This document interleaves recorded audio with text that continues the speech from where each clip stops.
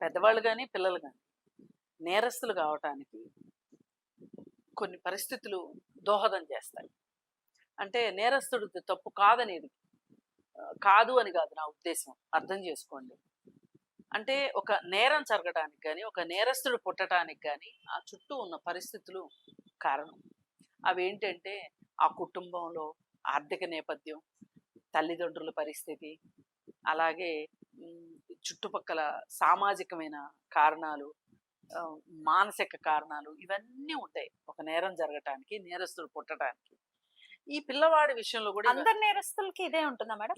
ఏ నేరానికైనా అదే ఉంటుంది. లేని వాళ్ళు బోల్డ్ మంది ఉన్నారు ఇండియాలో. అట్లా లేదు. రేషియో పరంగా మనం మాట్లాడుకుంటే ఎలా చూసినా సరే ఆ, ఒక నేరము జరిగింది అంటే ఆ నేరానికి ప్రాతిపదిక ఏంటి, కారణాలు ఏంటి అనేది మనం విశ్లేషిస్తే ఫ్యామిలీ బ్యాక్ డ్రాప్ కానీ బ్రాటప్ కానీ ఉంటుంది. ఖచ్చితంగా ఉంటుంది. ఓకే పరిస్థితులు, ఓకే ఆ, చుట్టూ ఆ బాలుడు ఉన్న సాంఘిక పరిస్థితులు, వాతావరణము, ఇంటి వాతావరణము, ఇంట్లో మనుషులు, ఇవేవి దోహదం చేయకుండా ఒక నేరస్తుడు పుట్టదు, ఒక నేరం జరగదు. రైట్ ఇది మీరు ఎక్కడైనా ఇంటర్నేషనల్ కానివ్వండి, నేషనల్ కానివ్వండి, లోకల్ కానివ్వండి, ఎక్కడైనా సరే.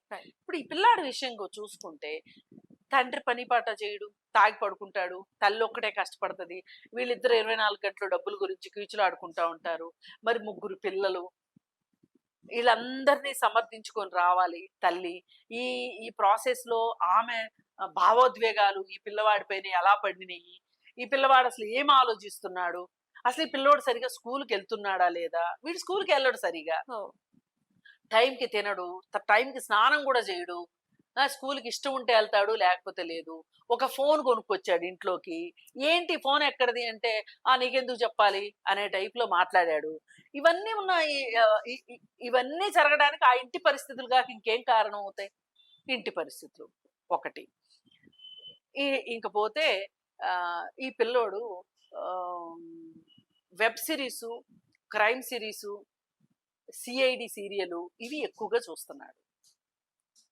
ఈ ఎక్కువ సిఐడి సీరియలు, అలాగే ఇప్పుడు ఈ వయసు పిల్లలు వీడియో గేమ్స్ ఆడకుండా ఎవ్వరూ ఉండరు.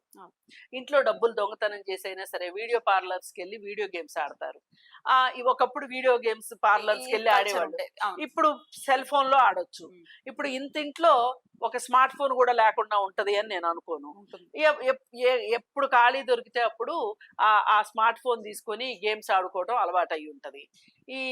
అలాగే ఆ మధ్య ఒక వీడియో గేమ్ ఒకటి వచ్చింది, కొన్ని కమాండ్స్ ఇస్తా ఉంటది అది, అంటే కొన్ని టాస్క్. పబ్జి. ఆ పబ్జి గేమ్ చివరిలో వాళ్ళు ఆత్మహత్య చేసుకోవడం. అయితే అందుకనే ఆ గేమ్ నే నిషేధించారు. అయినా గానీ వెయిల్ గేమ్ ఏదో ఉంది, బ్లూవేల్. అయితే ఇప్పటి వరకు పబ్జి కూడా దగ్గర అలాంటి గేమే, కానీ పబ్జి ఇంకా ఉంది. బ్లూవేల్ అయితే నిషేధించారు. సరే, ఇప్పుడు ఈ గేమ్స్ ఆడటం వల్ల ఏమైపోద్ది అంటే వీళ్ళు వాస్తవ ప్రపంచానికి దూరం అయిపోతారు. ఇప్పుడు నలుగురు మనుషులు మాట్లాడుకుంటున్నారు అనుకోండి, ఈ నలుగురు మనుషులు భావోద్వేగాలు, వాళ్ళ వెలుగుచ్చే అభిప్రాయాలు, వాళ్ళ మాటలు, వాళ్ళ బాడీ లాంగ్వేజ్, ఇవన్నీ మనకు అర్థం అవుతాయి. ఎవరు ఎలా స్పందిస్తున్నారు, ఎవరు మాట్లాడిన మాటని ఎలా తీసుకుంటున్నారు, రెండో వాళ్ళు రిప్లై ఎలా ఇస్తున్నారు, ఇదంతా ఒక కోఆర్డినేషన్ తో జరిగే విషయం. మన మైండ్ కూడా ఈ కోఆర్డినేషన్ కి అంటే ఇంజనీరింగ్ ఆ విధంగా అవుతుంది. కానీ వీడు ఏం చేస్తున్నాడు, వీడు ఎదురుగా ఒక మనిషి ఉండట్లే, ఒక ప్రోగ్రామ్ చేయబడిన ప్రోగ్రామ్ ఉంటుంది అక్కడ. అది ప్రోగ్రామ్ చేయబడినట్టే ఉంటది తప్పితే వీడేదన్నా వేరేగా అనుకుంటేనో లేదా పక్కన ఇంకోటి వచ్చి ఇంకోలాగా అంటేనో అది మారదు కదా, అది అలాగే ఉంటది. ఈ పరిస్థితుల్లో వీడు వాటికి ట్యూన్ అయిపోయాడు. అందుకే వాడు క్లియర్ కట్ గా నేరం ఒప్పుకుంటే నన్ను కొట్టరు కదా, స్టెప్ 1 స్టెప్ 2 రాసుకున్న విధానం అంటారా? రాసుకున్న విధానం. ఇప్పుడు ఈ గేముల్లో కొన్ని చోట్ల క్రెడిట్స్ వస్తుంటాయి బాగా ఆడుతుంటే. ఈ క్రెడిట్స్ కోసం వాళ్ళు అస్సలు ఒక్క క్షణం రెప్పలేయడం కూడా మానేస్తారు. మామూలుగా మనం రెప్పలు వాలుస్తూ ఉంటాం, ఈ గేమ్లు ఆడేవాళ్ళు రెప్పలు కూడా వాల్చరు. తదేకంగా అంటే రెప్ప వాల్చే టైంలో అక్కడ ఏమైపోద్దు అని వీళ్ళు ఒక వాస్తవ ప్రపంచానికి దూరంగా వెళ్ళిపోయి ఆ ఊహా ప్రపంచంలో ఉండి, అంటే ఓ త్రిశంకు స్వర్గం అనుకోండి, అందులో ఉండి దానిలో ఓలలాడుతుంటారు. ఇప్పుడు వీడు ఇటన్నిటితో పాటు సిఐడి కూడా చూశాడు. సిఐడి చూసి వీడు ఒక సిఐడి ఆఫీసర్ లాగా ఫీల్ అవుతున్నాడు. క్లాస్ లో కూడా ఎప్పుడన్నా స్కూల్కి వెళ్ళినప్పుడు చెప్తుండేవాడు, నేను సిఐడి ఆఫీసర్ అవుతాను అని. సిఐడి ఆఫీసర్ అవ్వాలంటే చదువుకోవాలి, మంచిదే కూడా. సిఐడి ప్రోగ్రామ్ చూస్తే ఎవరు కదా. కరెక్ట్. అదే అయింది వాడి జీవితంలో. ఇప్పుడు వాడిని అరెస్ట్ అయి కూర్చున్నాడు, జువెనైల్ హోమ్కి వెళ్ళి కూర్చున్నాడు. ఇప్పుడు వాడు సరే ఇదంతా ఈ స్టెప్ రాసుకుని మిషన్ డన్ అని రాసుకుని వెళ్ళాడు కదా వాళ్ళ ఇంట్లోకి. సరే అమ్మాయిని చంపేశాడు. వచ్చి మీరు చెప్పినట్టుగానే వాషింగ్ మిషన్ లో బట్టలు వేసేసాడు, శుభ్రంగా స్నానం చేశాడు. వాళ్ళ అమ్మ అడిగింది, ఏంటి అడిగినా స్నానం చేయడు, ఏంటి స్నానం చేశాడని మొదటి డౌట్ వచ్చింది ఆవిడకి. సరే ఆ తర్వాత పోలీసులు వచ్చారు. పోలీసులు వచ్చినప్పుడు వెళ్ళాడు ఈడు అక్కడికి. వెళ్ళి పెద్ద పుడింగ్ లాగా 10:30 అప్పుడు డాడీ డాడీ అని అరుపులు వినిపించినాయి అని చెప్పాడు. ఇంకెవరు చెప్పలే, ఈడు ఒక్కడే చెప్పాడు. అక్కడ ఒక డౌట్ వచ్చింది. అలాగే ఇంకొకటి ఏంటంటే పోస్ట్ మార్టం నివేదికలో బలంగా లేవు కత్తిపోట్లు, ఇది ఒక 14-15 సంవత్సరాల వయసు వాళ్ళు చేసినట్లుగా ఉంది అని చెప్పి పోస్ట్ మార్టం రిపోర్ట్ వచ్చింది. అది కూడా తెలుస్తుంది. అయితే ఈ రెండు చాలనట్లు మూడో విషయం ఏంటి అంటే, వీడు పదే పోలీసులు వచ్చిన ప్రతిసారి ఆ 3వ ఫ్లోర్ దగ్గరికి వెళ్తున్నాడు. వాళ్ళు ఏం మాట్లాడుకుంటున్నారో వింటున్నాడు, అంత కీన్ గా అబ్జర్వ్ చేస్తున్నాడు, ఎవరేం మాట్లాడుకుంటున్నాడో వింటున్నాడు. వీడు ఒక కాలుగాలి పిల్లిలాగా ఇటు తిరుగుతున్నాడు.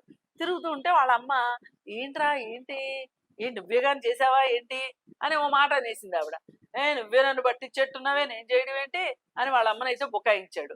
బుకాయించి అసలు వీడు సెల్ ఫోన్ కొన్నాడు కదా, అది ఎట్లా కొన్నాడు తెలుసా అండి? ఎవరో అబ్బాయి వీడి బ్యాట్ ఇరగొట్టాడంట. వీడిది ఏదో పాత బ్యాట్ ఉంటే ఆ దగ్గర 500 వసూలు చేశాడు. ఆ 500 పెట్టి ఓ పాత ఫోన్ కొన్నాడు. మళ్ళీ వీడి దగ్గర ఉన్న క్రికెట్ బ్యాటు, ఇప్పుడు ఈ సహస్ర తమ్ముడి దగ్గర ఉన్న క్రికెట్ బ్యాటు వీడికి నచ్చింది. ఒకసారి ఇవ్వరా అని అడిగాడు. చూస్తాను ఇవ్వరా అంటే ఆడు ఇవ్వలా. ఏంద్రా నువ్వు ఇచ్చేది, మీ ఇంట్లోకి వచ్చి నేను తీసుకోలేనా అనుకుని ఈ పథకం అంతా వేసాడు. పైగా ఈ హిప్నటైజ్ చేస్తున్నాడు, సెల్ఫ్ హిప్నటైజ్ చేసుకొని వెళ్ళాడు. వెళ్ళి తీసుకొద్దామని వెళ్తే ఇంత ఘాతుకం జరిగింది.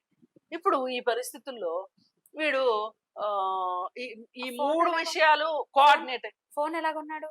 500 రూపాయలు పెట్టి ఫోన్ కొన్నాడు. ఈ 3 విషయాలు కోఆర్డినేట్ అయినాయి. వాళ్ళకి ఎందుకో ఈడే వస్తున్నాడు మరీ మాట్లాడితే, వీడి వయసు చూస్తే అదే ఉంది. వీడే 10:30కి డాడీ అని అరుపులు వినిపించినాయి అన్నాడు, ఇంకెవరు వినిపించలేదు అన్నారు. మళ్ళీ పైగా దీనికి తోడు సాఫ్ట్వేర్ ఇంజనీరు, వీడు దూకటం అలవాటు ఉంది వీడికి అని చెప్పాడు. సో వీడిని నెమ్మదిగా తీసుకొని వెళ్ళి కూర్చోబెడితే వీడు అన్నాడు, ఏంటి నీ పని అయిపోయింది ఇంక చెప్పు అని పోలీస్ ఆయన అనేసరికి, చెప్తాను, మరి సిఐడిలో చెప్పినప్పుడు కొట్టరు కదా, సిఐడిలో అయితే కొట్టరు కదా, మరి మీరు కూడా కొట్టరుగా అని అడిగాడు. కొట్టంలే అన్నారు. మొత్తం వీడు పోసుకొచ్చినట్టు చెప్పాడు. అంతా అయిపోయిన తర్వాత మరి ఇంక నేను ఇంటికి వెళ్ళొచ్చా అని అడిగాడు. ఇది కూడా అడిగాడా? అబ్బా, ఆ సీరియల్ పంపించేస్తారా ఏంటి? అంతేగా మరి. ఇప్పుడు ఎవరికన్నా ఈ నేరం గురించి తెలుసు అంటే పిలిచి కూర్చోబెట్టి, వాడు నేరం చేశాడు అన్నట్లా ఎలా జరిగిందో చెప్పాను అనుకుంటున్నాడు. వాడికి అది కూడా తెలియదు. Machine done